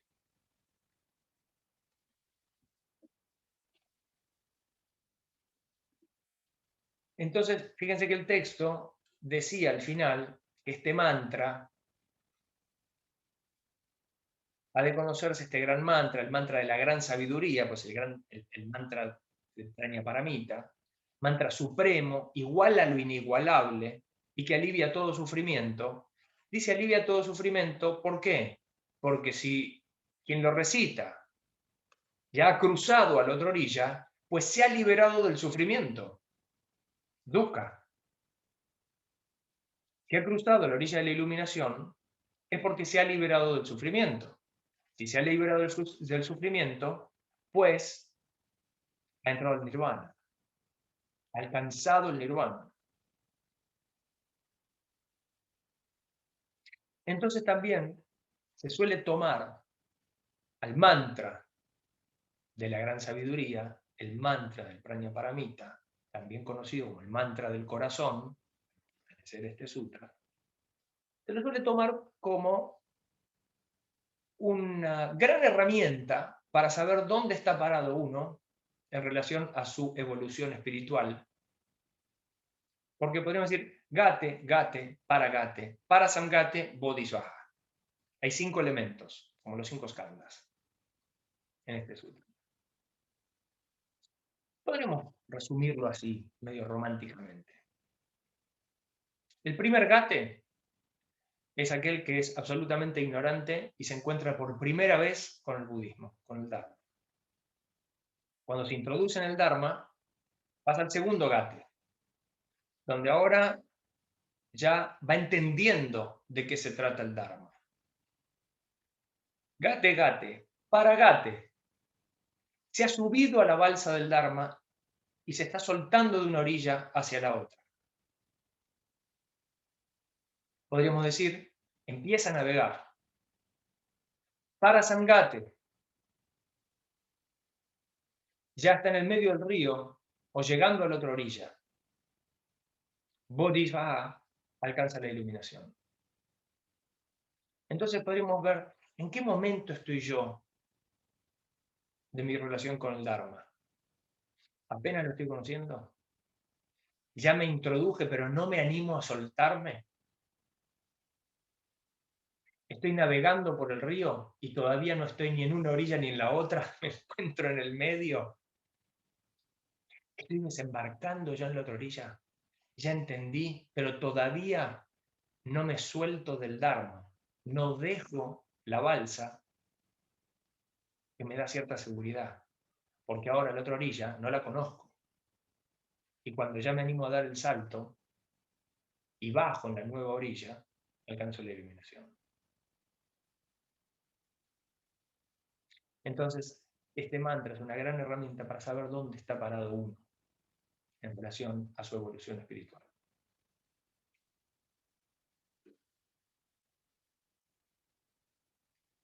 Así este sutra es muy breve. Han visto que es muy cortito.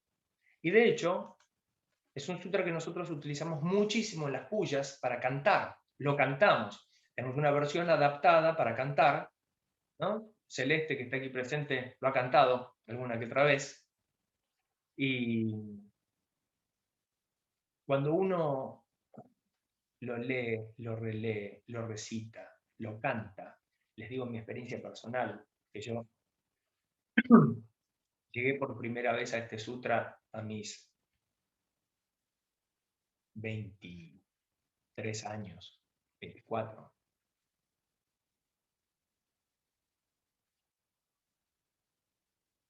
Yo les diría que casi, cada vez que lo leo, cada vez que lo canto o lo recito, le encuentro cosas nuevas. Se resignifica todo el tiempo, porque es tanto el conocimiento que tiene condensado, tanto,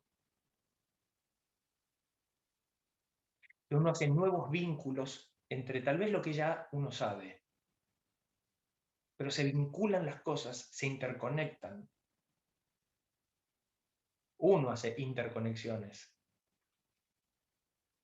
nuevas todo el tiempo, lo cual revela la interdependencia una vez más.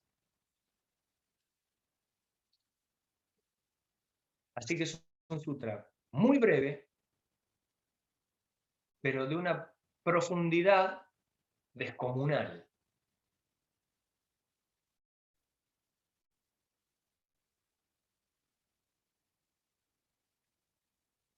¿Alguna pregunta?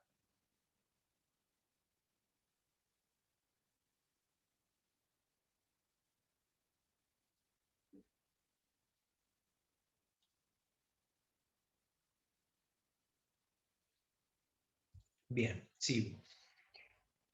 Si tienen una pregunta, por favor, me interrumpen. Fíjense entonces cómo el concepto que atraviesa todo el sutra es el vacío. La forma es vacío, el vacío es la forma. Y lo mismo de decirse para las sensaciones, las percepciones, la voluntad y la conciencia.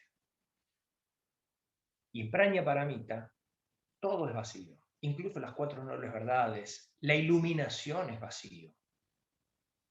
La interdependencia es vacío. Lo interesante es que aclara, aquí Sariputra, la forma es vacío, etc. Aquí, practicando Praña Paramita profundo, todo esto es vacío. Es decir, no tiene una esencia independiente.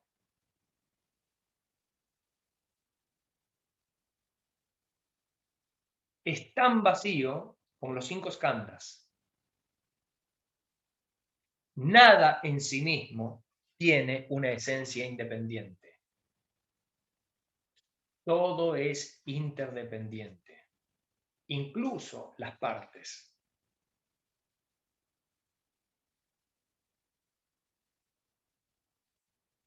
Y remarca, aquí, Sariputra, todo es vacío. ¿Qué quiere decir? En ese plano de conciencia,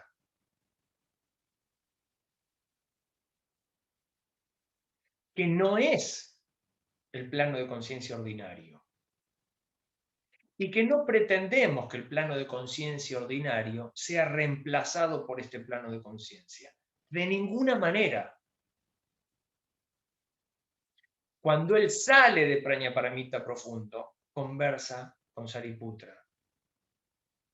Y cuando conversa con Sariputra, conversa con Sariputra. No lo desestima porque Sariputra y él son vacíos.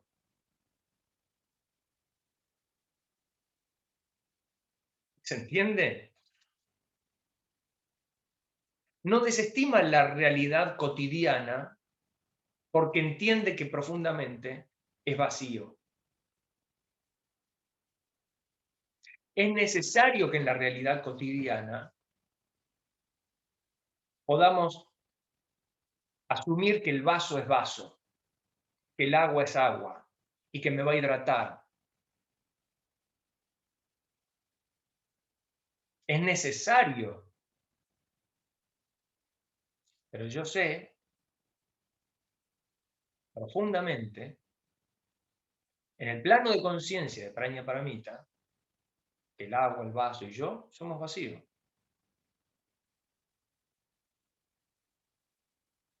Pero una vez más es un plano de conciencia.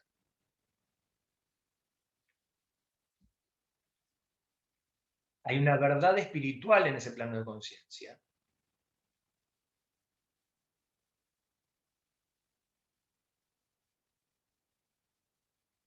Que no se corresponde de manera directa con el plano de la realidad histórica. Yo necesito tomar agua.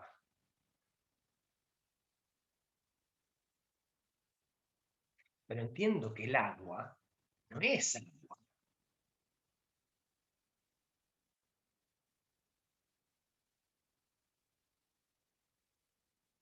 Dos moléculas de hidrógeno y una de oxígeno. Si no se juntan de una manera muy particular, no es agua. ¿Y qué es el hidrógeno y qué es el oxígeno? Bueno, hoy sabemos incluso que a nivel molecular, atómico, un átomo tiene un núcleo, tiene electrones, tiene neutrones, y el electrón gira, o los electrones giran alrededor del núcleo, y entonces si gira alrededor del núcleo hay mucho más espacio vacío que materia que forma el átomo. Incluso el átomo es más vacío que materia. Y sin embargo uno la materia no la puede atravesar, aunque hay más vacío que materia.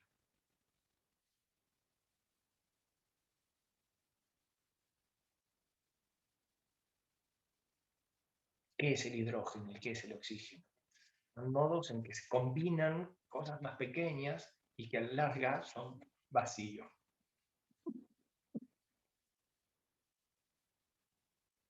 Por eso hoy la física cuántica, los físicos cuánticos, se reúnen tanto con los maestros Zen y los lamas tibetanos, que son las dos tradiciones que sostienen todos los textos prañaparamíticos, que ya decían este tipo de cosas.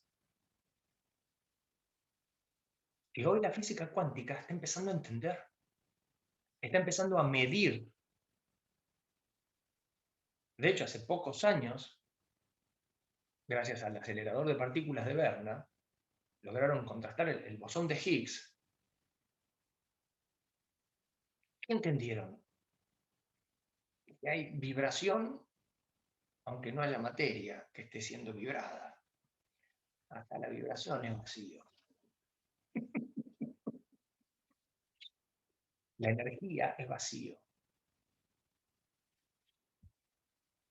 Bueno, esto que está sorprendiendo a las ciencias no deja de ser sorprendente, realmente. Estos muchachos que escribieron los paramíticos lo venían diciendo desde el siglo I. ¿Cómo accedían a ese entendimiento? Bueno, a través de un plano de conciencia donde esa verdad es espiritual.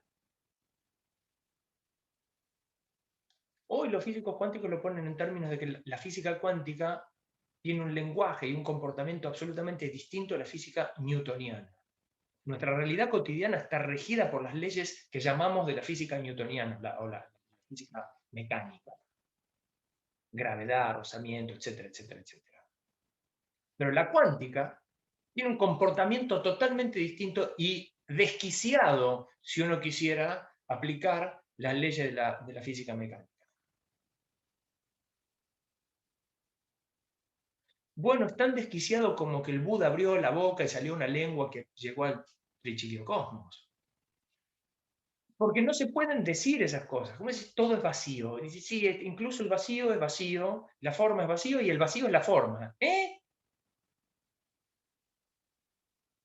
Es que no puede decirse porque nuestro lenguaje pertenece a la lógica de la física newtoniana, la física mecánica,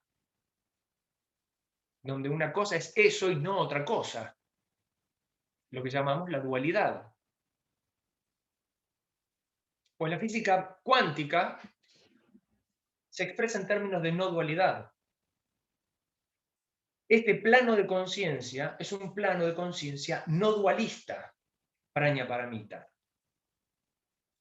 Y esa conciencia no se corresponde con la realidad cotidiana, porque tiene otra lógica. Pero entendemos que detrás de la experiencia de la realidad a la que yo tengo acceso, porque mi materia, mi forma, mis sensaciones, percepciones, formaciones mentales y conciencia siguen la misma realidad que el vaso, siguen esta mecánica. Pero la conciencia puede pegar un salto, gracias a Praña. Praña Paramita puede captar detrás de las leyes mecánicas. Puede ver más allá de la dualidad. Puede captar la no dualidad y entender que el vaso no es vaso. Que el vaso también es sol, es tierra, es árbol, pájaro. Porque sin todas esas cosas no existe el vidrio.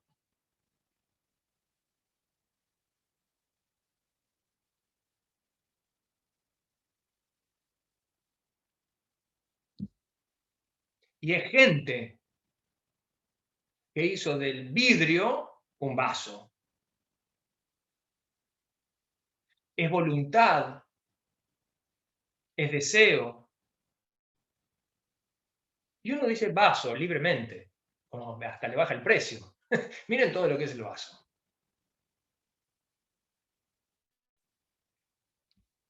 Es arte, es artesanía, es amor,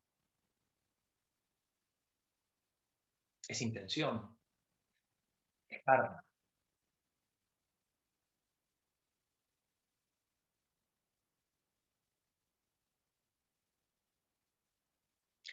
Así el vacío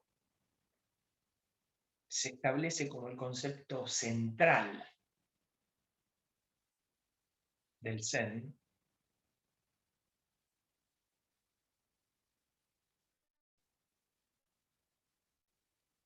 Y esta intención de poder apuntar hacia este plano de conciencia, porque no se puede decir, porque no hay palabra, porque la palabra corresponde a la dualidad. No hay palabra para mencionar eso. Entonces el Zen encuentra el koan, encuentra en la contradicción, en la aparente contradicción, un dedo que apunta para acá y un dedo que apunta para acá, y la verdad está en algún lugar en el medio, pero no se puede decir. Por eso decimos que el koan empuja al discípulo hacia la intuición, hacia praña, hacia la sabiduría que le permite percibir la realidad última detrás de las apariencias.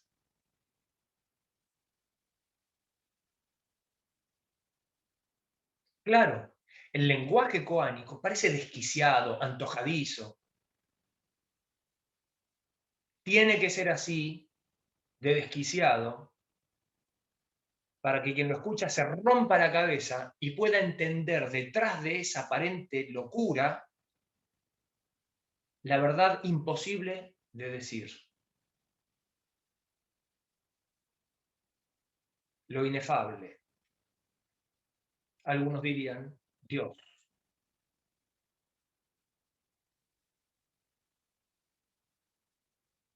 Cuando uno capta ese plano, cuando uno resuelve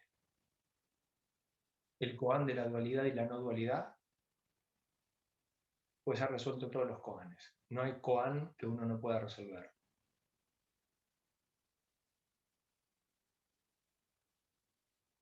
No necesitan resolución. A uno le dicen un koan y uno dice, ah, sí, claro.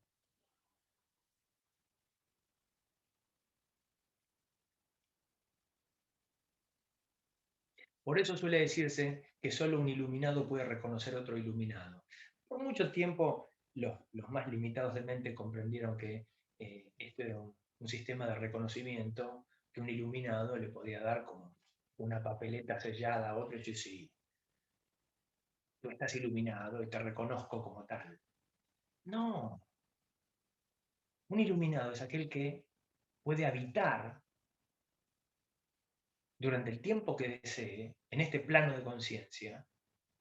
Entonces es muy fácil percibir en los ojos de otra persona si está habitando en el mismo plano de conciencia o no. Un iluminado reconoce otro iluminado. Pero es como mirar a los ojos de alguien y darse cuenta si está enamorado o no. No hace falta que diga nada, no hace falta que empiece a recitar a Neruda para que uno pueda sospechar si está enamorada de esa persona o no. Se le ven los ojos. Los iluminados ocurre lo mismo. Se ven los ojos. Basta que usar dos palabras y, ah, sí, ya entendiste. Sí, ya está, está.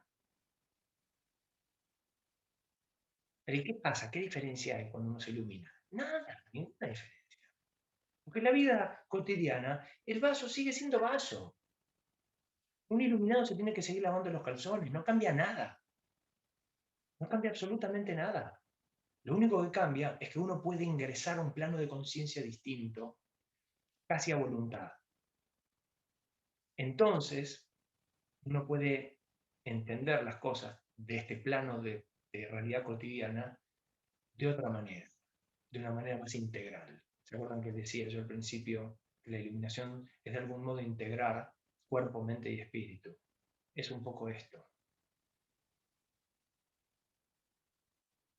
Es un poco esto.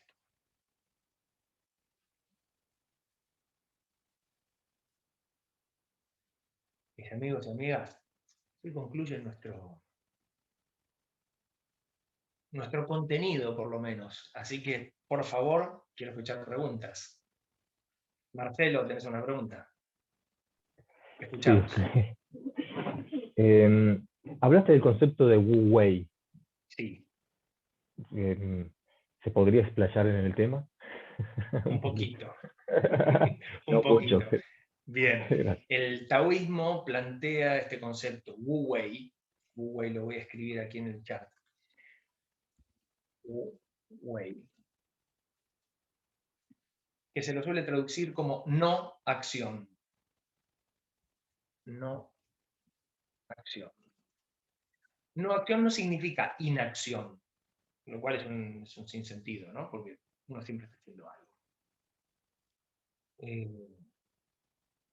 Si uno tiene la intención de no hacer nada, está haciendo algo. Uno se está haciendo pelotudo, la intención de no hacer nada, o uno puede estar respirando, o puede estar viendo, oyendo, etcétera, etcétera. Wu Wei no apunta a eso. Wu Wei apunta a una acción sin intención de provecho. Una acción que no surja del ego. Eso es Wu Wei.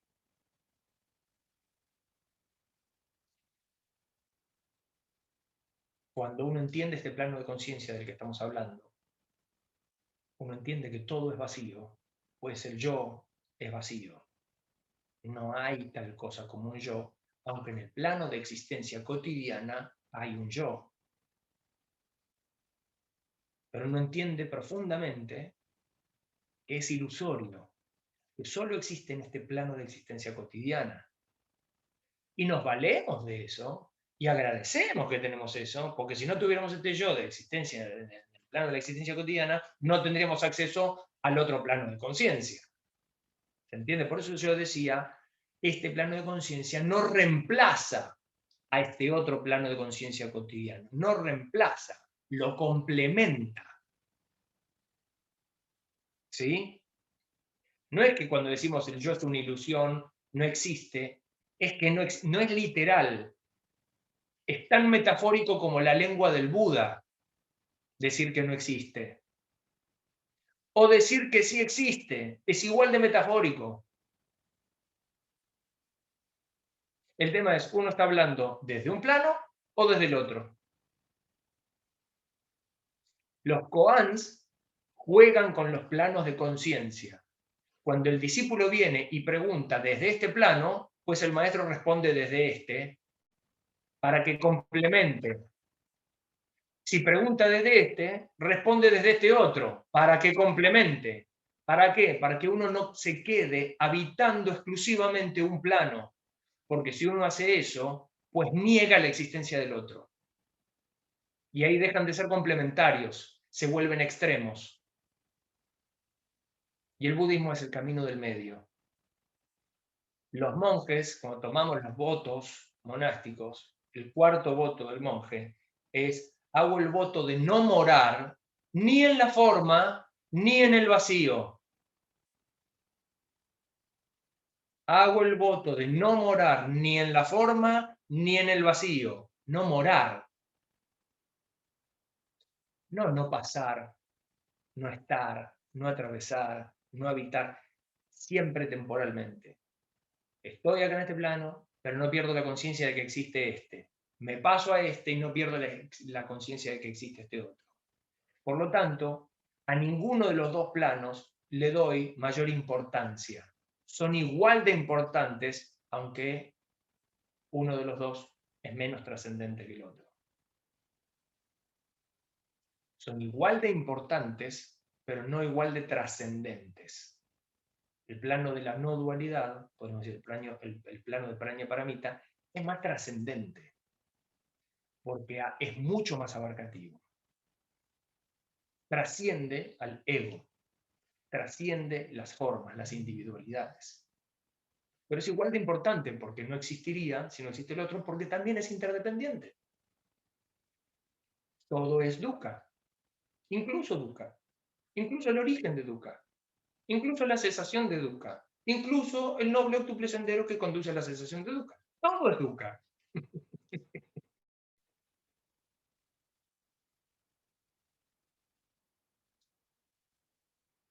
Así que el concepto de Wu Wei entra perfecto, se asoció perfectamente con el budismo mahayana. Y de hecho el Zen toma mucho de la fraseología del taoísmo. Muchas veces decimos Tao como cuando podríamos decir Buda.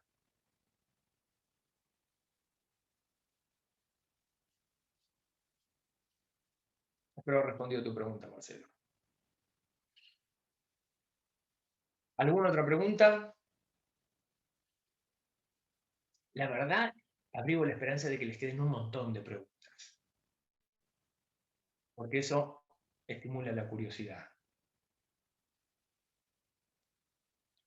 Así que, bien, si no hay ninguna pregunta así que te salgan de la vaina, nos vamos a saludar. Les agradezco profundamente, hoy Nippur no nos pudo acompañar, pero bueno, les mandó saludos lógicamente, y nos estaremos viendo en cualquier momento, en otra oportunidad, ya estaremos ofreciendo algún otro curso o seminario. Gracias por acompañarnos, a quienes hoy están presentes y a quienes están viendo la grabación. Gracias por acompañarnos, gracias por seguir confiando en nosotros. Para nosotros es una alegría compartir estos momentos con ustedes. Muchas gracias. Que tengan un hermoso fin de semana. Gracias, Shifu. Gracias. Gracias por todo, gracias a todos. Seguiremos estando. Chao, chicos.